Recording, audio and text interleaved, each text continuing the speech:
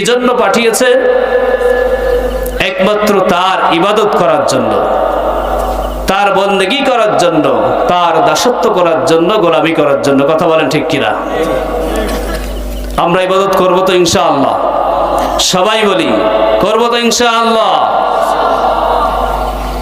এই ইবাদত বন্দেগী করতে গিয়ে আমাদের সামনে অনেক বাধা আসবে, বিপদ আসবে, মুসিবত আসবে।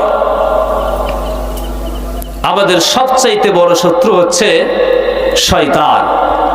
কারণ শয়তান চাই না যে আল্লাহর বান্দা নেক আমল করে জান্নাতের মধ্যে চলে যাক।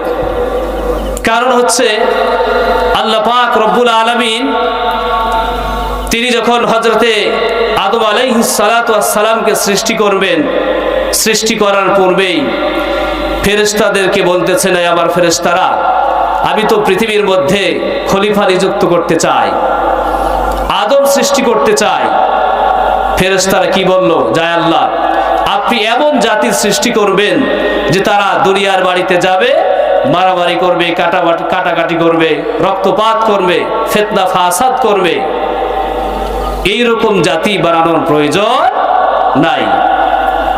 আপনার পবিত্রতা বর্ণনার কারী হিসাবে আমরাই তো আছি, আমরাই তো যথেষ্ট, এদেরকে বানানোর প্রয়োজন নেই।